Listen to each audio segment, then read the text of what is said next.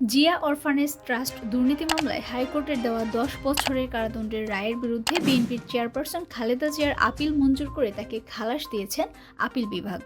একই সঙ্গে মামলায় বিএনপির ভারপ্রাপ্ত চেয়ারম্যান তারেক রহমান সহ সব আসামি খালাস পেয়েছেন।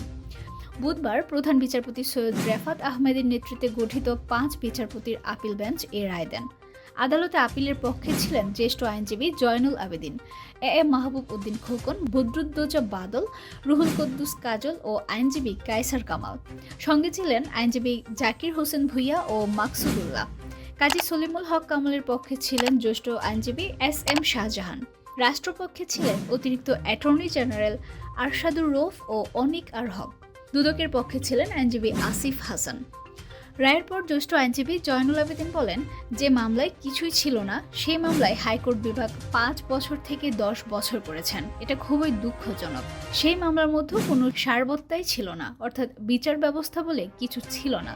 ফ্যাসিস্ট সরকার যেভাবে বলতো সেভাবে রায় হতো। আজকে মনে হয়েছে বিচার বিভাগ স্বাধীনভাবে কাজ করেছে। রায়ে আদালত বলেছেন, আপিল ইজ অ্যালাউড। আরও বলেছেন, বিচারিক আদালতের যে রায় দেওয়া হয়েছে, হাইকোর্ট বিভাগের যে রায় দেওয়া হয়েছে সেগুলো বাতিল করে দেওয়া হলো। এবং আরও বলেছেন, যারা আপিল করতে পারেননি তারেক রহমান সহ সকলকে তিনি খালাস দিয়েছেন। এই প্রসিকিউশন ছিল ম্যালিশাস, একটা বিদ্বেষমূলক এবং প্রতিহিংসামূলক। কার বিরুদ্ধে প্রতিহিংসা? পুরো জিয়া পরিবারের বিরুদ্ধে, সারা বাংলাদেশের বিরুদ্ধে প্রতিহিংসা। দুদকের আইনজীবী আসিফ হাসান জানান, মোট 4টা আপিল ছিল, 4টাই মঞ্জুর করেছেন। হাইকোর্ট ডিভিশন এবং বিচারিক আদালতের রায় বাতিল করেছেন এবং সাথে সাথে যারা আপিল করতে পারেনি তাদেরকেও খালাস দিয়েছেন আদালত। যেহেতু পুরো মামলাটাই ম্যালিশাস, তাই তারাও এই সুবিধা পেয়ে খালাস পেলেন। দুইজনের মধ্যে একজন তারেক জিয়া, আরেকজন কামাল সিদ্দিকী। এর আগে গত বছরের ১১ নভেম্বর খালেদা জিয়াকে আপিলের অনুমতি দিয়ে হাইকোর্টের দেওয়া সাজার রায়ের কার্যকারিতা স্থগিত করেছিলেন আপিল বিভাগ। পরে খালেদা জিয়া আপিল করেন।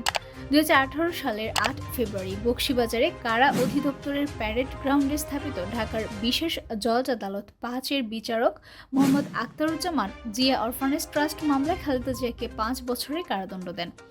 একই সঙ্গে খালেদা জিয়ার ছেলে ও বিএনপির ভারপ্রাপ্ত চেয়ারপারসন তারেক রহমান, মাগুরার সাবেক এমপি কাজী সলিমুল হক কামাল, ব্যবসায়ী শরফুদ্দিন আহমেদ, কামাল উদ্দিন সিদ্দিকী ও মুমিনুর রহমানকে ১০ বছরের কারাদণ্ড দেন আদালত। পরে হাইকোর্টের সংশ্লিষ্ট শাখায় ওই বছরের ২০ ফেব্রুয়ারি খালেদা জিয়া আপিল করেন। একই বছরের ২৮ মার্চ খালেদা জিয়ার সাজা বৃদ্ধি চেয়ে দুদকের করা আবেদনে রুল দেন হাইকোর্ট। সাজা বৃদ্ধিতে দুদকের আবেদনে জারি করা রুল যথাযথ ঘোষণা করে ২০১৮ সালের ৩০ অক্টোবর বিচারপতি এম ইনায়েতুর রহিম ও বিচারপতি মোহাম্মদ মুস্তাফিজুর রহমানের হাইকোর্ট বেঞ্চ খালেদা জিয়ার সাজা ৫ বছর থেকে বাড়িয়ে ১০ বছর করেন।